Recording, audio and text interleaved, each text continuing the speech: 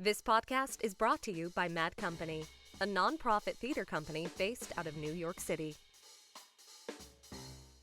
Hello and welcome back to One Hale of a Conversation. My name is James Hale. I am your host, and I have the immense pleasure of being in the studio with AhDream Smith, actor, storyteller, director extraordinaire. Thank you. Welcome, AhDream. Yes, How are you? Thank you. I'm well. I'm so excited to be Excellent. here. It is very exciting. We're just going to dive right in. Okay.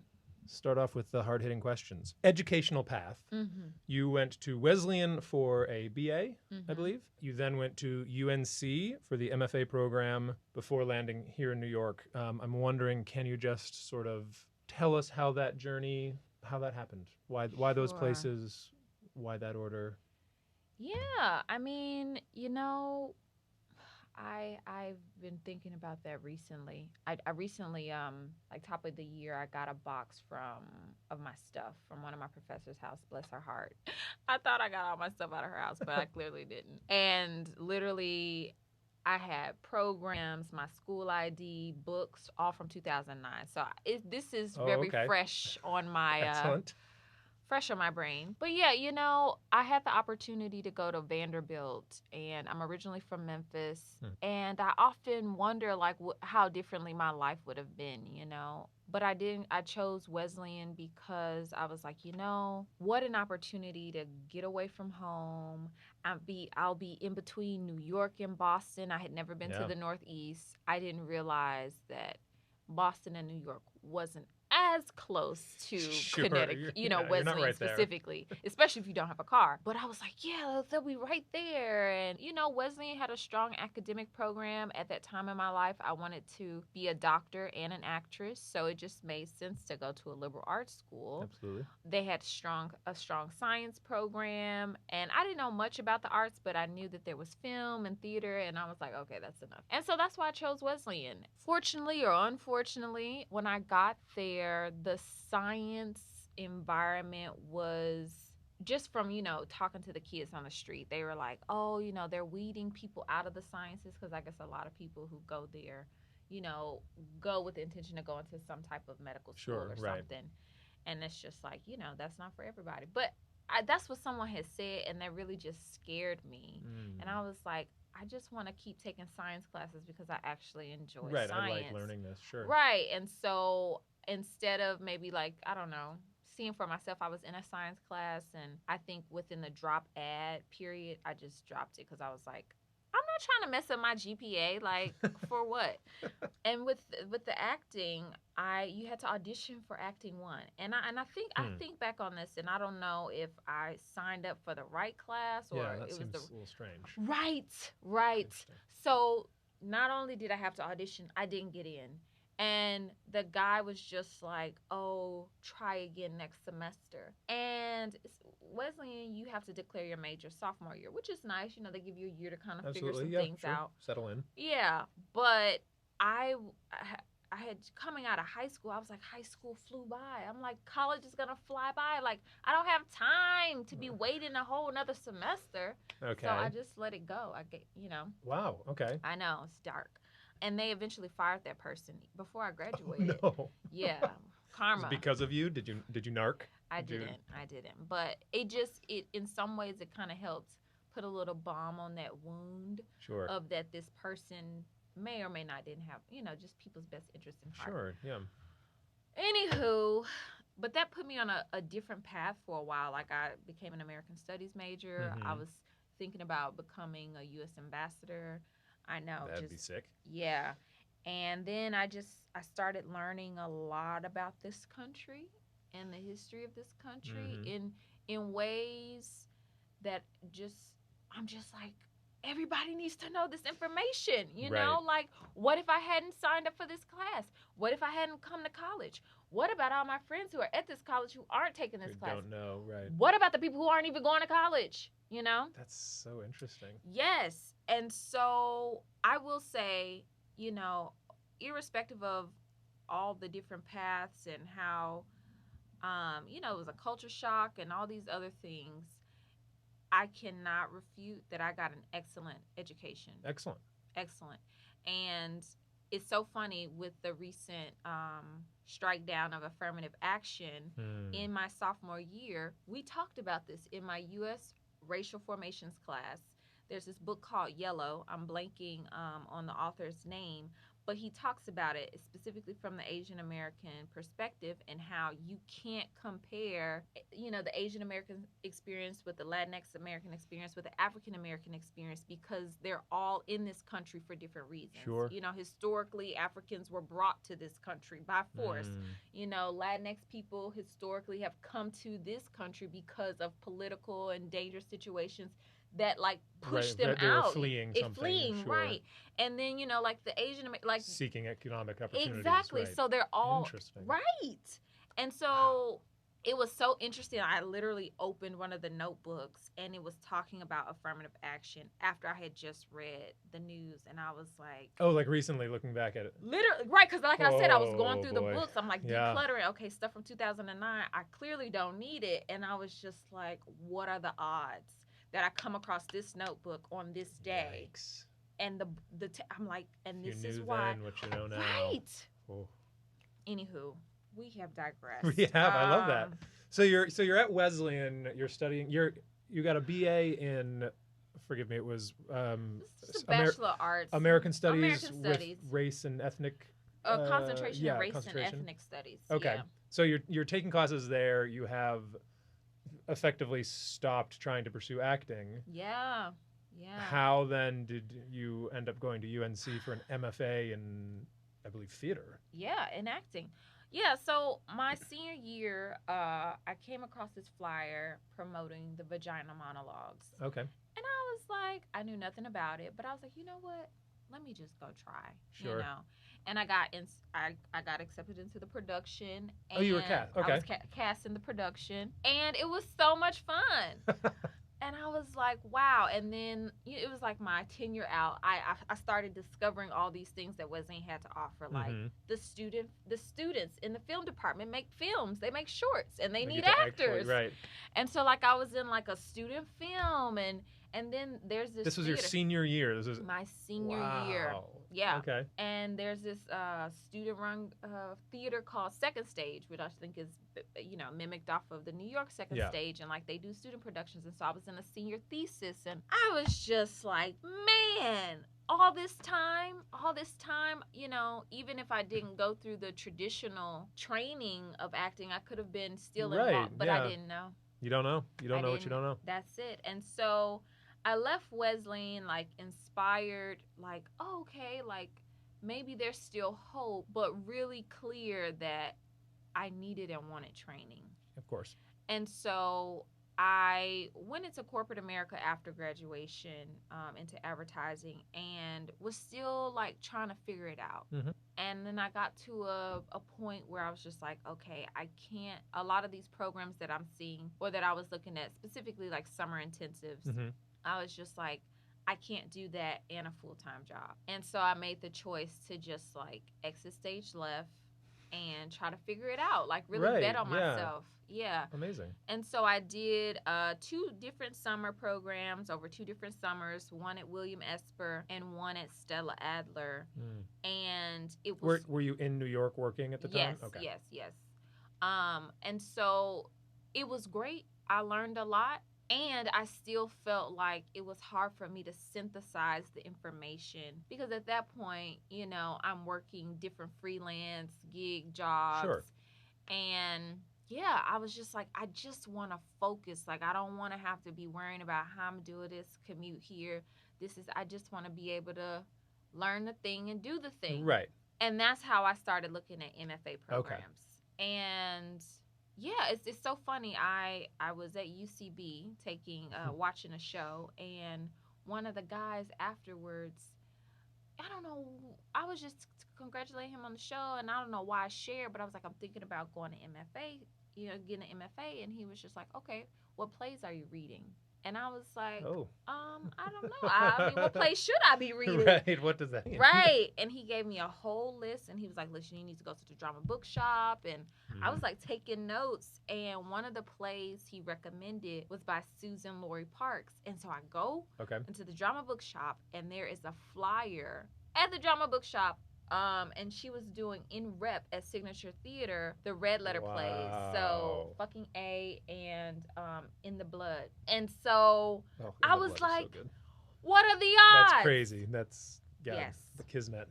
Very much so. So of course I go see both. Excellent. And I see somebody that I had met at like an after party during like the Tony seasons in one of the plays. And I'm like, oh my gosh, I'm in the audience. You know, I like text him, I don't listen.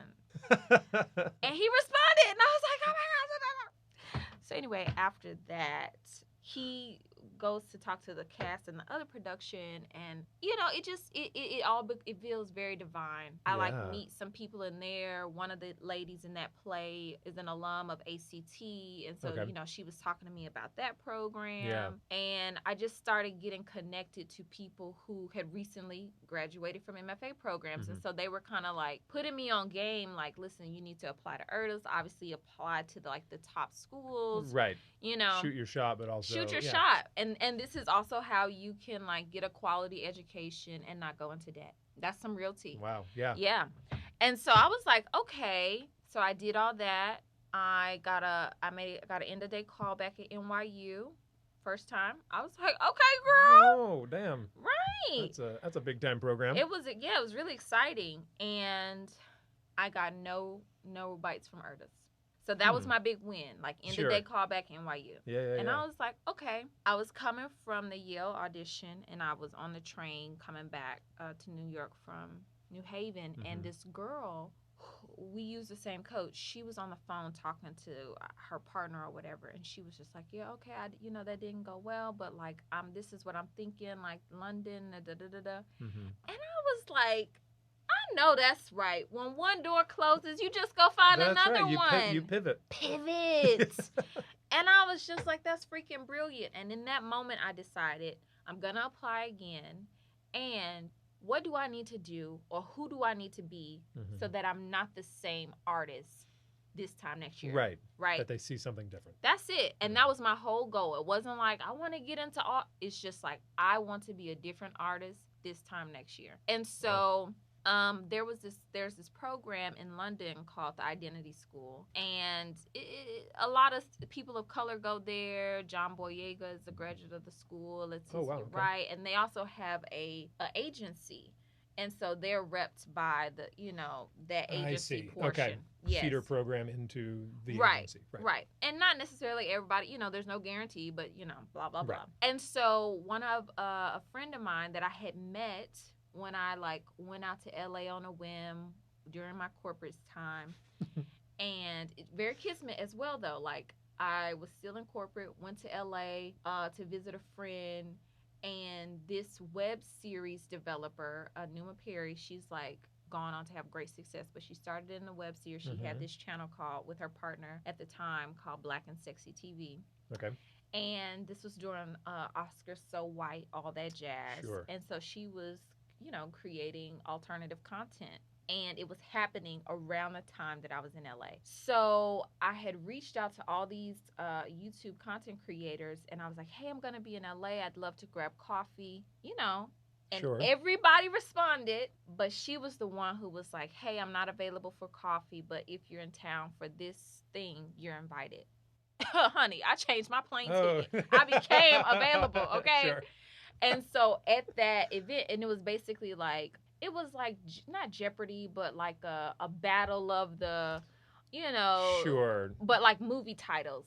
Okay. So my movie that I had to defend was The Five Heartbeats. You had to defend. So this is right, like a debate why of this some is the sort. greatest movie of all time. Okay. Yeah, that was the category, greatest film of all time. And the young lady who I was going against was defending The Color Purple. Yeah. Wow. Okay. So at this party or event, the guy who, his name is JQ, he was in one of the web series. We connected. Fast forward back to the present. He went to Lambda. Okay. And so I'm on the train, and I reach out to him, and I'm like, hey, I'm thinking about, applying to Identity. Like, have you heard of it? What are your thoughts? And he was just like, yo, they're opening up a LA branch. you should apply there. And I was like, no, that would be more cost effective than going across the pond. Then going to London, yeah. Right. And Certainly. so I applied, I got in, I flew out for the audition. I flew out for 24 hours, came back, got in. I did that program for about 2 months. It was a part-time program, so you kind of like could pay, as you go. Okay. Yeah. And I think the structure's like that because like a lot of people in LA are already working creative. So like some of the people in my class were stunt professionals or professional dancers. Sure. But it was there that I was like, I want to be a master. I think it's great. I think it's great to always be learning. And I think, staying a student of the craft is important. Right. But every teacher... Or recognizing that we are always students. Exactly. But every teacher that they brought in to teach us had a master's. And I was like, yeah, I want a master's. I want that, yeah. And also, the benefit of going to not necessarily an accredited institution. I don't know if accredited is the word I'm looking for. There's another word, but it allows the school to offer like scholarships. You know, so going to like let's just say old school, traditional. Thank you, James. Come on. We got there. It allows for those type of opportunities, whereas because this was a newer institution, still getting set up, that wasn't a possibility. Right. So I apply round 2 and I get like 20 taps from schools and IRTAs. I make it to end of day again at NYU. Okay. I'm like, okay, there's some consistency. NYU wants you. Listen. And, I had like 3 top schools. I was looking at UNC, UT Knox, and University of Washington. And yeah, I was actually at University of Washington when I got the call from UNC. And I was like, oh, buddy. And I think, I ran into an alum of UNC at UT Knox while I was there visiting the program. She was in one of their plays. So UT Knox also has a professional theater connected to their program, the Clarence Brown Theater. Right. Okay. And they were doing a production of Detroit 67, where it's also where I met Gerard. Of course. And I didn't realize you were there visiting that program. I thought you I was there visiting that program, and because one of the leads was an alum of UNC, I was like, hey, can we talk after the show? Right. So, of course, I get to meet the whole cast, and, and she gave me her insight, and that's really what swung the pendulum for me. And so that's why I chose UNC. I was like, the program is run by women, and most of these other programs are men-led. Is that an intentional thing from UNC or just sort of an accident that it happened that way? I don't know if it's intentional. I mean, the program used to be run by a man, the MFA program, but there were still women on faculty. But he was phasing out, and so the new head of the program was a woman. And also the artistic leadership at Playmakers was a woman. And so I don't think that was intentional, but that's just what was. Right. Yeah. And one of my mentors spoke highly of the artistic director, and I was just like, that's all I needed. Great. And so that's how I chose UNC, and also there was funding, Always got to take the funding into account. Listen. School's expensive. School is expensive, and when you're not working a corporate job, paying those loans off is a thing. Yeah. And so if you have an opportunity to get quality and graduate debt-free, do it. Then that's what you do. Yeah, so that's Wesleyan UNC. You Wesleyan UNC, but you were in New York post-Wesleyan, pre-UNC. So Correct. I assume you came back here because you and Gerard No, both I went to didn't live know. here, or- I didn't know Gerard. When you came back to Carolina. When you came back to Carolina. Post Carolina. Post Carolina.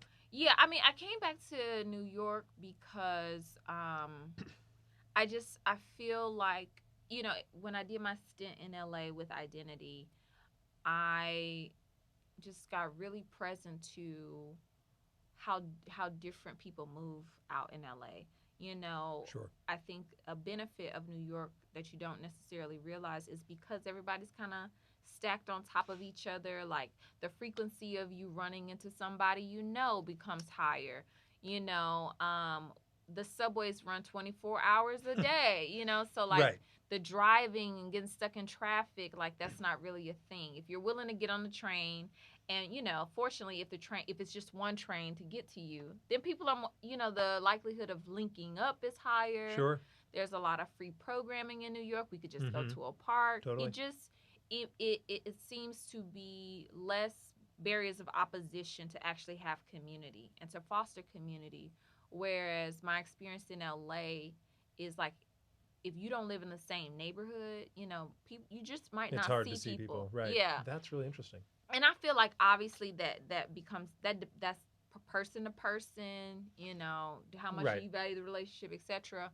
But I think the overall energy was just kind of like, people don't go outside of certain distances to see people, and people are busy, and it's like, what can you do for me if it's not worth my time? Yeah. Interesting. Yeah.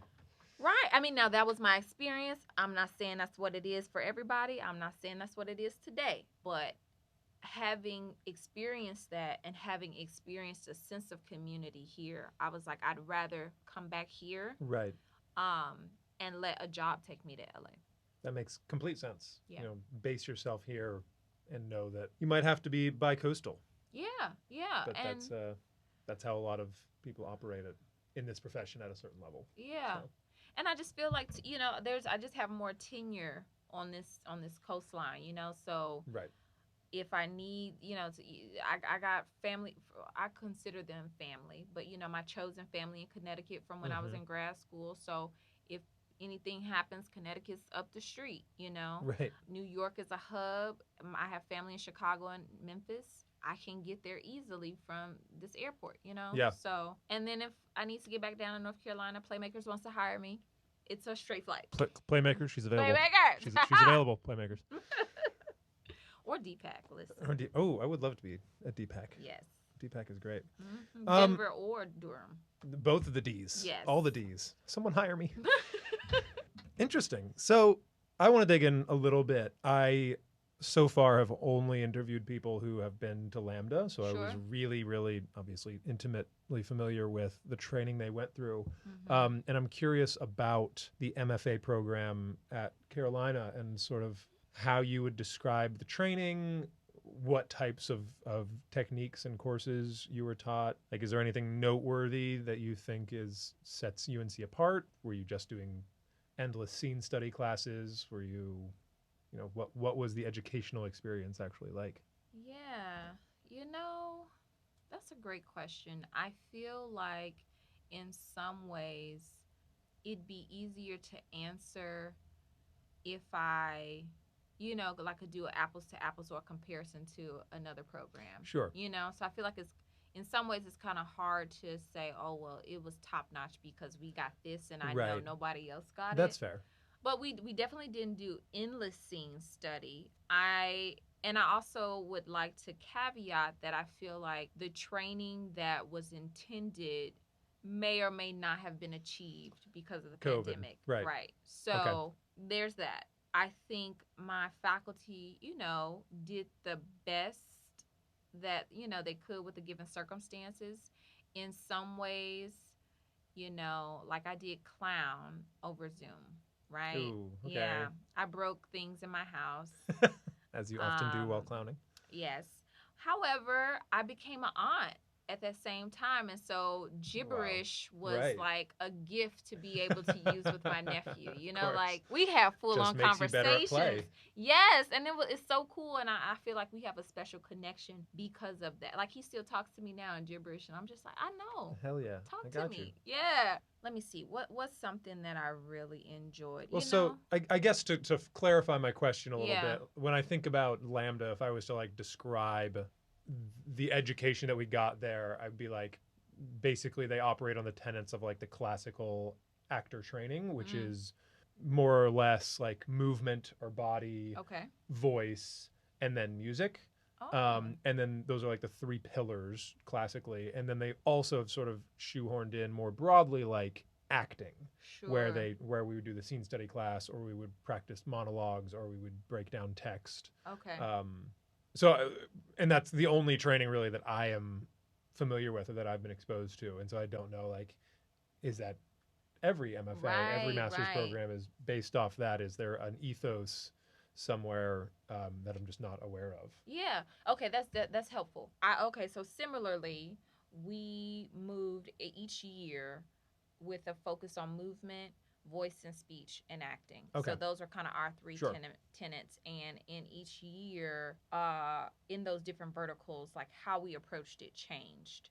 So like year one in movement was very much about like forgetting everything you know and baby brain and Right. you know, how do you tell a story off of a gesture and or like a photo and like can you recreate the photo with your body and you know just Interesting. right Okay. really very playful Yeah. ways to kind of like get into character. And then like year two was about clowning, and then year three, you know, was looking at solo show, like so how do you take all these different things to put it together. But so in movement specifically, I know year two there was supposed to be a focus on Alexander and like you know really bringing in a practitioner, like laying us on the table, like a whole semester of that being focus. But I know because of COVID, you know, boom. Yeah. Right. Jeez. And then with voice and speech, our teacher, we had two teachers. One trained in the Linklater method, and the other one, I was also trained in a particular style. Technique. Yeah, right. yeah. Okay. Scott Miller, I think Scott. Okay. And yeah, like it was really cool. It was really interesting for me specifically because I've always considered myself vocally loud. You know, Okay. even like I personally am not loud, but I have considered myself to have, you know, strong vocal capabilities. Okay. Because in high school, I was the mascot. And I wasn't. No way. Yeah, yeah. What was the mascot? What were you Right. just as? Well, it was a warrior. Okay. But our mascot wasn't like the traditional mascot with the bubble head. Oh. Like I just had on an outfit. You could see my face. You weren't okay. Yeah. You weren't wearing Ramses. You Right. weren't, No. the Tar Heel with the I Ram. wasn't Okay. doing that. So, you know, I later learned this like towards my senior year in high school that, you know, there's a whole mascot code, mascots don't talk, all that jazz. But I'm like, well, that doesn't apply to me. Right, that's not me. Because I don't have on a bubble head, you know. So I would be talking to the audiences, you know, the guests at the games. I was the person that got the wave started at the Liberty Bowl football game. Like, you know what I'm saying? Wow. That's the type of energy Okay. I move with. Sure. And then I feel like, you know, I went to corporate and that got muted in a way. Of course. And so to get to grad school and my vocal teacher be like, I can't hear you. I'm like, what do you mean? Like, honey, I know that's not true, right? you know, but it was true. And Wow. and it was you know, through working with her that I realized, oh, I have my memory of who I am, but my body isn't necessarily showing up in that energy. And so I had to like, you know, then vocal warm-ups come into play, and it's just like, oh, I actually have to do some things to get my body to like really resonate in a way that it used to naturally because I've shifted, you know? So I think that's the biggest gift I got from graduate school is like gaining that awareness and then gaining those tools to experience it for myself, because I feel like unlike other art mediums or even just professions, acting is that thing that you get better at by doing, but it's oftentimes, you know, you can think you're doing great and it cannot be effective. Right. You know, so to experience my voice resonating and like, you know, hear the feedback from my peers, but irrespective of them, to hear it for myself. Right. I was like, okay, this stuff works. You know? They know what they're talking about. They know what they're talking about. I feel like I certainly had a moment similar to that of, you know, going into grad school and like I had some training and I'd show up and I'm like, yeah, these guys are saying weird things and we're doing weird stuff and like kind of whatever. And then I don't actually remember when it happened, but I know that from where I started to where I like ended up, like at some point I became a true believer. Sure. And so there must have been a moment where I thought, oh no, they know. Yeah, they know something. They know like this works. Yeah. They know what they're doing. So is that specifically with the vocal work that you felt like you really either learned the most or connected with the most? I I feel like the vocal work was something tangible, you know, like movement. As I said, I wonder what could have been possible, because I had a teacher when I was at Stella, and he was, after the end of the program, he was just like, I really think you doing Alexander would serve you.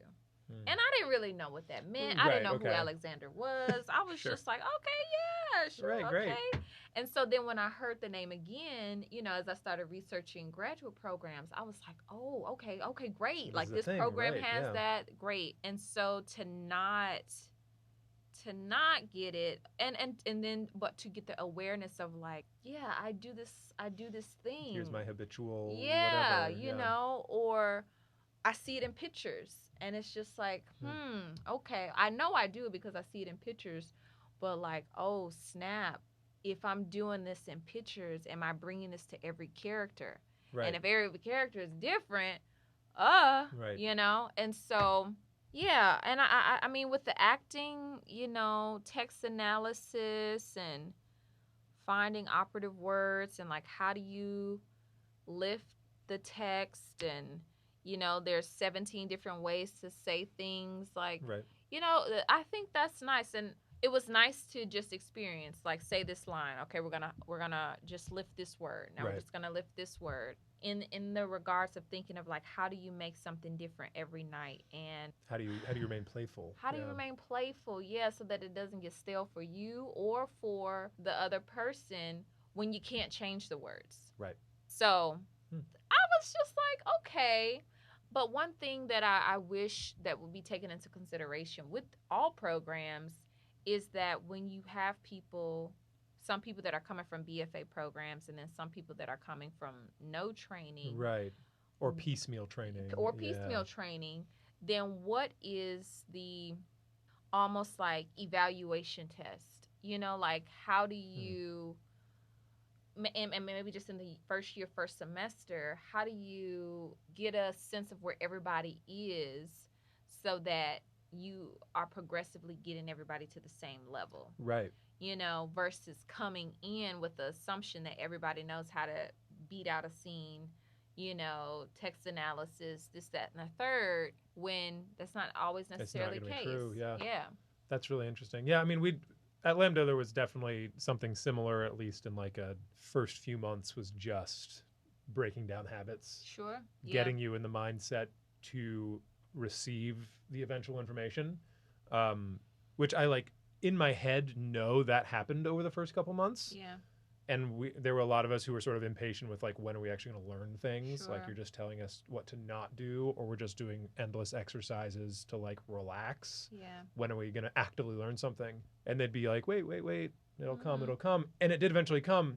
But now thinking back to it, the time of greatest learning, I think for me, was the first few months there, which is when on paper we were technically learning very little. Right. It was all about, what have you brought with you? Everyone's brought all these different things. So we just need to spend endless hours in a voice class trilling and phonating and learning what's happening, or laying on the ground and like feeling your body. So I'm glad to hear that that's a uniform thing. Yeah. At least across two schools. Yeah, body scans. They're like so powerful. I remember at Stella we did... it still sticks out to me. We like did this body scan, and then he wanted us to just like move throughout the room, and he was playing this like like instrumental, low key, whatever. And then he wanted us to audiate, and like people were just like making different sounds, and then like, but they all started to harmonize, and then it turned into like some angelical type. I was just like, what's happening? Yeah, like the lights were like it was a very like, this is some weird shit. Yeah, it can be yeah. It can be weird. Yeah. Powerful. That's the word. It can be powerful. Amazing. So Wesleyan, you worked for a few years. You found the thing you wanted to pursue. You pursued it. You're back in You were in North Carolina. I'm getting North Carolina and New York confused. It's okay. You're back in New York, Mm-hmm. big city. You moved here, it was 2022. last year. Okay. Mhm. All of us are obviously at the stage of our career where we're very much balancing life, jobs, auditions, trying to be artists. How are you finding art? Do you feel that you're finding that balance? And if so, like, how do you navigate that? Is that something that's intentional for you, or do you just do whatever's in front of you? Yeah. I feel like I'm still figuring out the balance. Sure. I think I'm just now getting in a solid place. Yeah, so I've been working remotely and part-time for UNC Steel, the graduate Oh, school that's right. Okay. specifically. And so a lot of last year in the fall and even in the spring was like every other month going back to North Carolina. Mm. And it was great. I feel like in a spiritual way, it allowed my, sophomore grad school self to heal from that year we lost, Yikes. Yeah. in some ways.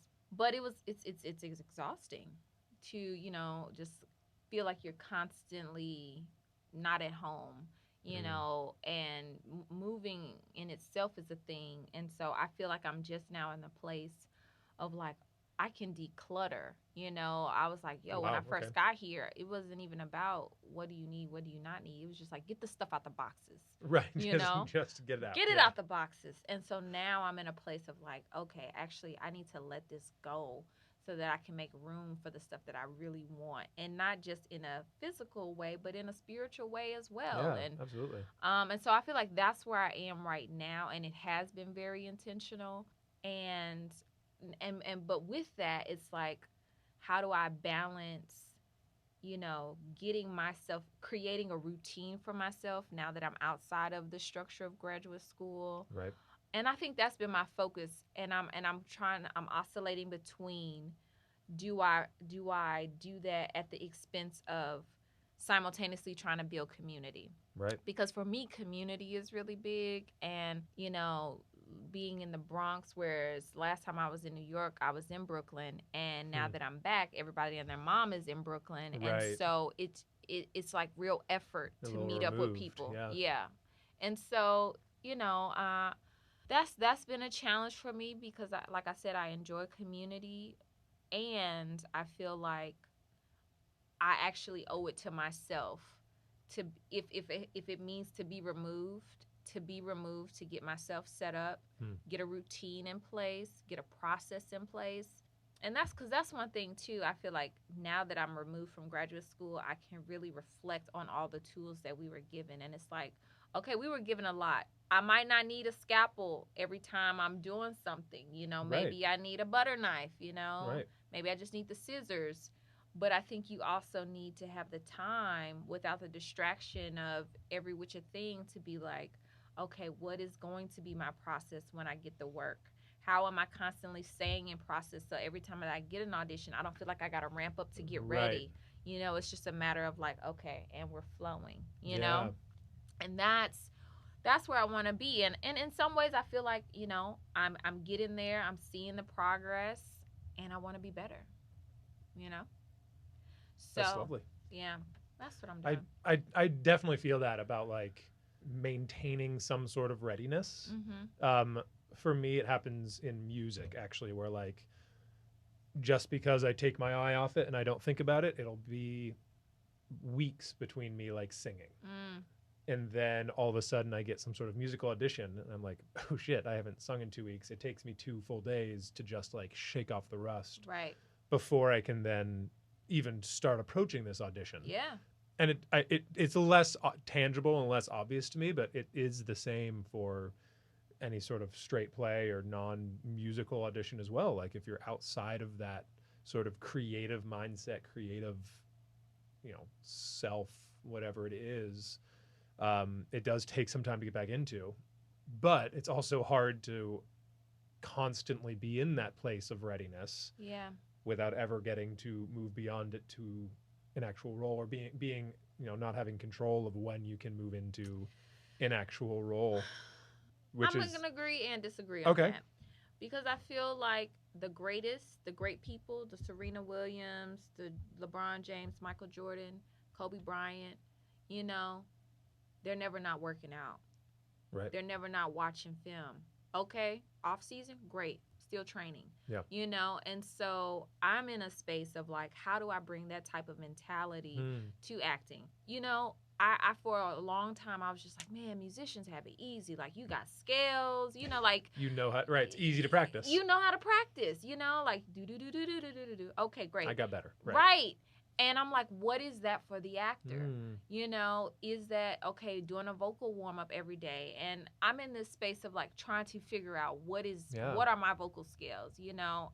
So I know vocally I need to warm up, but also my body. It's like, if this is my instrument, I need to be strong. Like I need to be building my stamina. How do I stay ready? Or like, you know, if I get an audition that I'm not just acting from here up, you know, how do I stay connected? How do I stay open and vulnerable? You know, like those are the questions that I'm trying to, you know, work on. And I think in maybe not doing everything every day, but like I'm gonna do a vocal warm-up today. Tomorrow I'll go to the gym. You know, I feel like as long as you're doing one thing of the things, then you're always in that readiness state. Absolutely. And you know, you're not burning yourself out so that when you get the thing, you're tapped. Right. And at least it keeps you in the mindset of, I need to be getting better. Not, I need to always be getting better at every moment. Right. But every day, you know, this is what we pursue.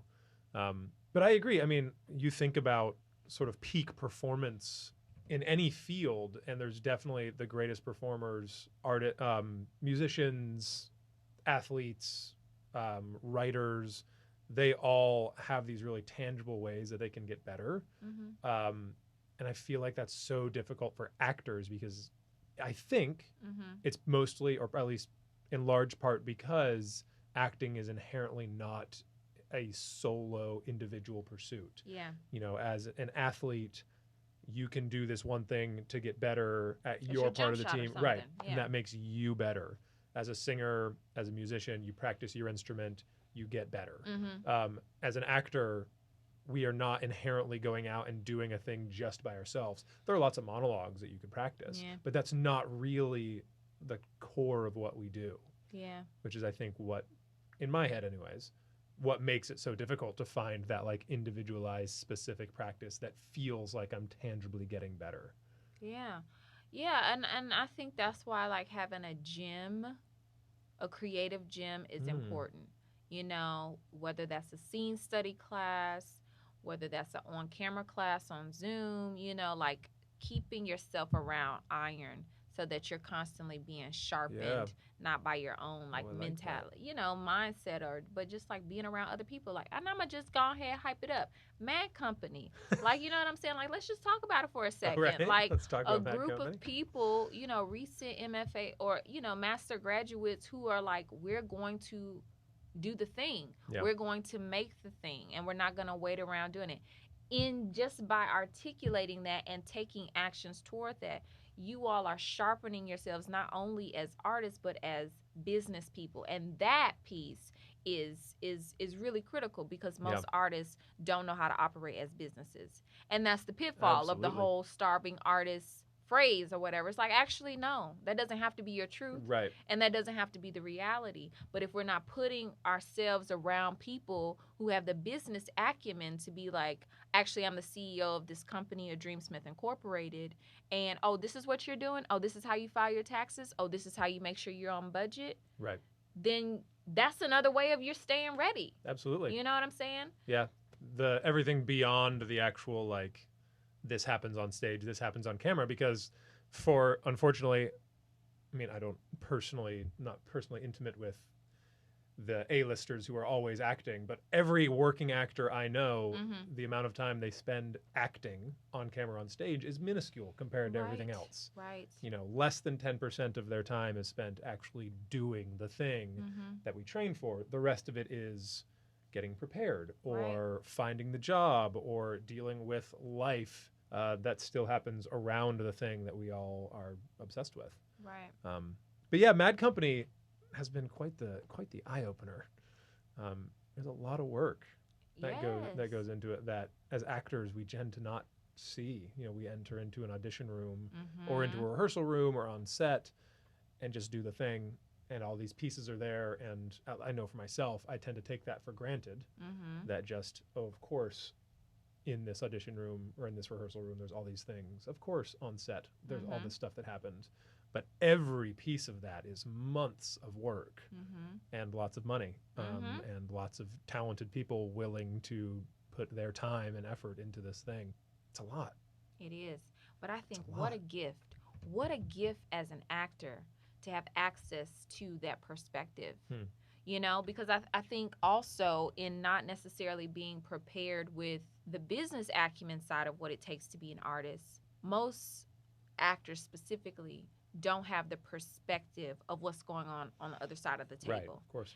And I feel like once you get that perspective, it doesn't happen all the time, but most of the time, it's easy for you to walk out that room and be like, listen, I did what I did. Now, if they don't want me, it's not because I didn't do my part. You know, Right. there's 17 other people. There's, you know, they're doing a Tetris with the cast. Right. There's, you know, there's directional relationships. There's things that I can't control. And I feel like that then allows you to sleep a little easier and move on to the next Of course, thing, yeah. you know? Yeah, you can't hang on to it so tightly. But you've been on the other side of the table here. So I see on your resume here, there's a film Happy Anniversary that you were the lead in and directed. Yes. Tell me about that project. What is that? How did that come about? Was that your first time directing? That was my first time directing, I think, myself on film. Before I went to graduate school, I directed this play called Sisters on Fire, Okay. which was a musical. It evolved. It had many iterations. It started as a series of essays from these two professors who teach out in Long Island, and then they wanted to turn it into a play. And it had a life, you know, back when Katrina happened. Wow. And this young man who, you know, is constantly working on Broadway was the musical director. So, it's had some Sure. big people touch it. And then when I got involved, it was like 2016-ish. And I was initially in the play as an actor. Okay. And we did it out in Long Island at like one of the libraries. And I just said to myself, I said, you know, if this play comes back, I'd love to direct it. And the producer reached out and was like, hey, the director's sick. You know, Wow, we loved okay. what you did. Would you be interested? And I was like, yes. And so it had a life here in the city at the Tank. And, Great. you know, it was well received. And people were like, what are you doing next? And, you know, I was Damn. like, All right, wow, gotta do you something know. next then. Right. You know, it was great. But then I was also like, I felt like there are people who do this professionally who have studied for it, you know, so then the little imposter syndrome, Right. you know. That we all get, of course. And we did it again at the American Airlines, you know, like they have there's like 40 on At the 42nd Public? stage. No. It's over on Broadway, but American Airlines Theater has like another floor where they do like their black box. Right. Yeah, okay. Yeah. Maybe the Pels or something. I don't know. I don't remember, but yes, Yeah. the second stage. The Right. smaller stage. So we did it there, and it also went over well. And then I was like, I'm going to grad school. So that was kind of like my directing experience with that. And with Happy Anniversary, it actually started as a monologue. So during the pandemic, a colleague of mine, Larry Powell, was doing this online course called Papa, which was just about like making arts, you know, more accessible and empowering artists. Oh. And one of the tasks during the program was to write a monologue and record it. And, you know, we did that. He gave feedback, and then he was just like, I want to task you all to really, you know, consider telling this story, you know, not in just your blank background and like a light and looking at the camera, but like how can you really create a story? And, you know, like get an editor involved, get a, you know, like And he was working on a project at the time called The Gaze, and as in like gazing. Okay. And it was done, you know, across different states and all this other stuff. These big people in it. It won a couple awards, and he was turning it into like a film. But anyway, that inspired me, and so I was like, I'm gonna turn this monologue into a short, and I did, and it was steeped in just my frustration and disappointment with how higher education institutions were like dealing with their students. In response to COVID? In response to COVID. Sure.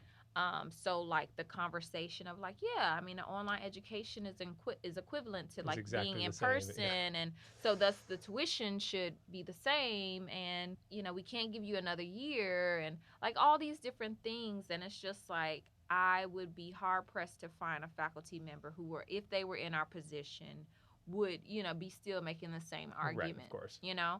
And so yeah, it was a lot of disappointment, and that was the best way for me to kind of get it out of my system, even though I still feel like I'm healing and still letting it go. I mean it's only been a few years at this point, yeah. And we still very much have to deal with that, but that's so cool. That's an interesting way. I mean, it's a beautiful way to sort of deal with your frustration, your feelings, channel into this creative outlet. Yeah, and the title is, that was my second year of grad school, so it's my 1 year anniversary of being in grad school, and this is how we're doing it. Okay. Yeah. What was the process of directing yourself like? Was that? Yeah, I feel like, if I'm gonna be honest, I didn't give it too much thought. It was just like I had gotten feedback from Larry around the monologue, and I just kind of took that into more so how I vocalized the monologue when I did it, because it was a voiceover. So for the acting part, I see things in my head. I think I'm very much a visual learner and a visual just person, so I can see how I want things to feel. I think the biggest challenge in shooting Happy Anniversary was just making sure that my partner who I was working with, who was also like the set designer, was catching the angles that I needed to happen. So she was kind of like my impromptu DP. Sure, yeah. Because we had limited time, we were lighting, like, and this is the first time, so like all the things you don't think about when you're just an actor. And because I'm still in school, like I only have this one day off, so like it's all gotta happen right. So it was moving really fast, and I think in some ways that was great because I didn't have a lot of time to be like not necessarily meticulous, but I didn't have a lot of time to be hyper careful. It was just like, trust yourself, get it done. I like that. That was it. That's what you got to do. Yeah. Trust yourself, get it done. That's it. So thank you so much for chatting with us today. Yeah. We've got a little bit more time. I've got a few just kind of quick little questions I like to throw at people. All right. See if it sparks anything. First up, I see on your resume, I'm genuinely curious about this. One of your special skills is acro yoga. Yes. What the hell is that? Oh my goodness. It's the best thing ever. I highly recommend everybody does it. Okay. It's like a mixture between acrobatics and yoga. So, okay. I just trapeze acrobatics.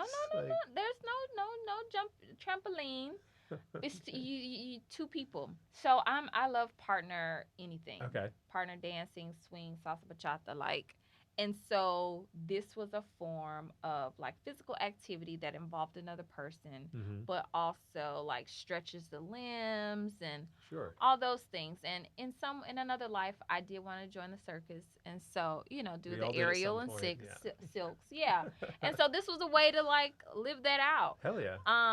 So like one of the moves or positions that I just think is so cool is like one person is like laying on their back with their feet up in the air, and then the other person places their hips on the soles of the other person's feet, and then is now, parallel to them. Right, airplane. Airplane. Yeah. And I remember when like I first learned this move, somebody was saying, you know, it's such an awesome sensation because most people have never felt the sensation of being like just lifted Being up. held, Yeah. I mean, outside of being a baby, Well, sure. but you know, like as an as adult, yeah. just like levitating, and it's just like if you have most people can get that sensation if you go to the water, but if you have a fear of water, then you just don't get to experience, you know. Yeah. And I was like, yo, Wow. That's and deep. I right, it is deep, and I think too, you know, in this whole gender conversation, specifically men who are usually the ones lifting people up, like how powerful is it to just like real quick reverse the roles and then like lift Trust them someone up. to lift you. Yeah. Exactly. Wow. And because your bones, if you do the positioning right, your bones will stack. Right. And when your bones are stacked, they can hold a lot more weight than if they're like bent or whatever. Right. It's not muscular. It's Exactly. structural. Yeah. Come on, structural. I got you. Structural. Yeah. Let's go. That's so cool. Yeah. And because you're in New York, of course, it's here. You know, go find a class. Yeah. Absolutely everything here. Acro yoga. Yeah. All right, I'm gonna look that up. Are there any, off the top of your head, any dream roles or dream projects you would kill to one day be a part of or to one day play? I don't know if I would kill or whatever the verb is. Yeah, you know, I think my dream role doesn't exist. Oh. And so I am excited for it to be created. Wow. I would love to do like a film where, you know, we're reimagining like the Laura Craft story or something like that. You know, maybe not necessarily treasure hunting, but like just a badass, you know, spy, but not necessarily connected to a love story. Okay. You know, just some sort of action. Action. You know, listen, okay. Marvel. Oh, I'm available. Marvel. Listen, I'm in this gym, okay? I'm working out 5 days a week. I'm getting it right, okay? You see these guns? That's right. John Listen. Favreau, you see this? You see this, Favreau? I'm getting it together, okay? Call the woman. But yeah, I think playing a superhero would be cool. But outside of that, you know, even just an action film. Like, I mean, bless his heart, Tom Cruise, the man is knocking on 60, but where? Okay? Yeah. Where? Still takes his shirt off on the beach with the 20-year-olds and fits right in.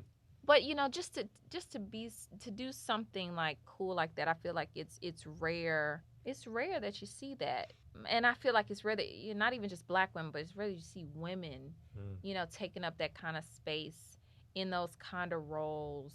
And I would love to do something like that where it's not about, you know, seduction or, you know, it's just about skill set. Right, straight up badass. That's it. Like Taken, I got a set of special skills. You know? There you go. So that'd be cool. Speaking of women of color stepping into those roles, though. Yeah. That's maybe you can be the next in the next series of Taken. I receive it. Like, oh my gosh, here we go. Regina King in The Harder They Fall. Like, that was just badass. You know what I'm saying? Like, okay. It wasn't about seduction. Trudy, just don't cross her. Don't cross her. Okay. I love that. I love that answer. Yeah.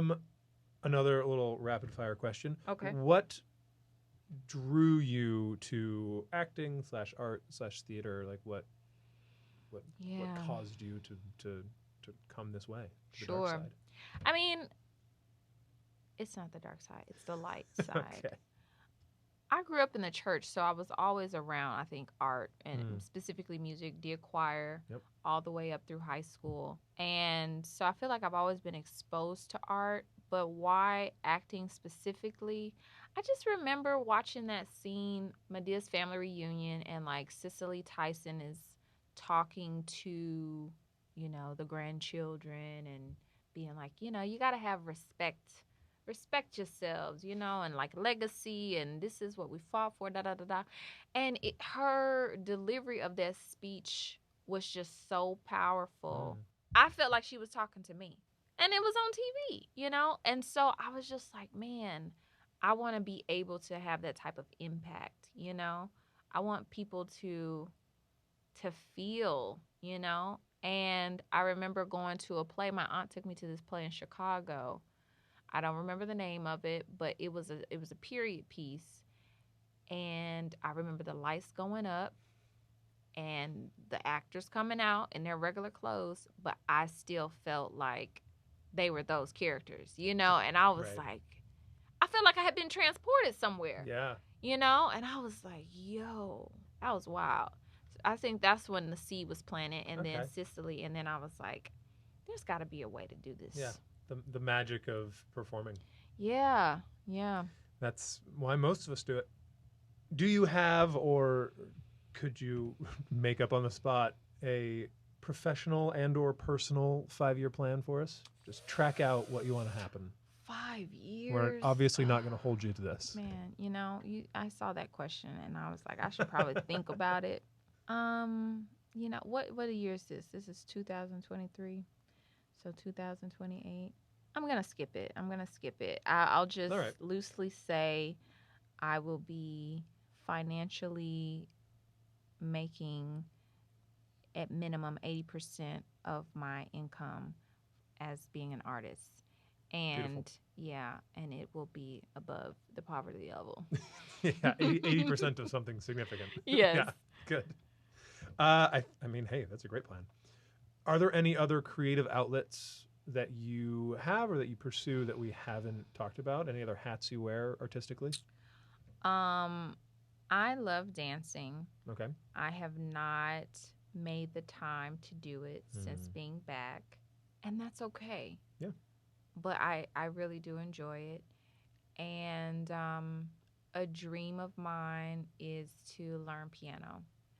I bought a keyboard during the pandemic. Excellent.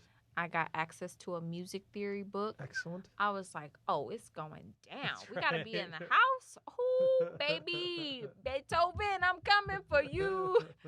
But I didn't take into consideration the depression and the demotivation that the pandemic would have. But I took my keyboard out of the closet yesterday. I'm gonna set it up this week, and I think that will be my gift to myself. There you go. Just a little bit, schedule some time, a little bit, 1% every day. That's right. A little bit of intentionality. Growth. That's it. Beautiful. So, actor, director, dancer, and budding pianist. Listen. Is what we've got. Beautiful. I do have a dream role. Oh, what's a dream role? Yeah. Tell me the dream role. I would love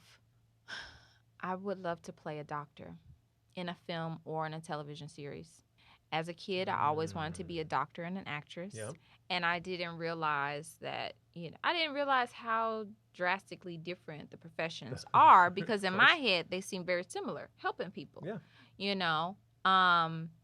And I didn't know. I mean, I think had I known some of the stuff that I know now, it's like, maybe I would have gone to medical school, got it done. Sure. And then made it a shift. Done the Ken Jeong. Yeah. That's it, But since we didn't do that, and probably not going to, that commitment, I would love to play a doctor in film or television as a way to, complete that circle. Yeah, absolutely. To live out that dream. Yeah. Beautiful. Well, that, almost answers my final question. I like to sort of end on this as a what if. If you weren't an actor / artist / creative, what would you be? Yeah, I think a doctor or a lawyer. Or a lawyer. Why lawyer? A lawyer. I remember being in 4th grade and my friend Crystal got pushed by this boy on the playground. No, Yes, she did. Oh. And I was not having it. And she hit him back or something. And I went with her to the principal's office and I basically defended her. I was like, I saw it. This is what he did. And he got in trouble and she didn't. And since then, been chasing that high ever since. I was just like, I would make a good defense attorney. But yeah, that moment was pinnacle. And then I did mock trial in high school. Oh. And if you think about the skill set, a lot of, what lawyers do, prosecution, etc., is storytelling. Absolutely. And here's the narrative. Persuasion and some manipulation. Not that I would necessarily want to do those things, but The Only for story, good. yeah, the storytelling aspect is there, and I do feel that like a lot of people, unfortunately, in this country, get kind of swept under the rug because they don't have, passionate people necessarily working on their behalf. They don't have inquisitive people willing to ask the hard Yeah, questions. absolutely. And, as an actor, when you're given a side and not the whole script, or, when you're given a script but the character's one dimensional, inquisitivity and curiosity is really what helps you flesh Right. out the character. And so I often wonder like how many people's lives could be saved or, transformed if people were just asking different questions. That's beautiful. That makes a lot of sense. Yeah. Well, it's never too late. Maybe one day you go to law school, you go to med school, become a lawyer, doctor, actor. Yeah. I mean, And- I've seriously still considered Of course. going back to law school, because it's not as long of a commitment. Right. And Requires less immediate specialization as well. yeah. And, maybe not going down necessarily prosecution defense route, but entertainment law, Yeah. because It's always I am applicable. a You corporation. You are a corporation. You are a corporation and an entertainer and a wonderful guest to have on our podcast. Why, Thank you so much for joining us. This has been amazing. Any final words of advice? Any last wisdom for the Utes? Oh, yes. Wisdom. I would just say this world is full of a lot of people who didn't necessarily have the space and language, to be who we are, out here trying to become. Yeah. And I think because of that, there's a lot of frustration, misdirected commentary, and sometimes just straight up ill will. And so, if you are an artist or if you are just a person, I would just offer to guard your heart in a way that keeps you obviously open to opportunities and whatever your craft is, but but create a council around you of people who are going to like lift you up, talk you off the ledge and offer you perspective, because I think perspective is what a lot of people miss. With perspective, you can have empathy for those people. With perspective, you can give grace to yourself. And with perspective, you can stay focused on what you're like trying to go after. Beautiful. That was AhDream Smith. I am James Hale. This was one Hale of a conversation. Thank you so much for joining us.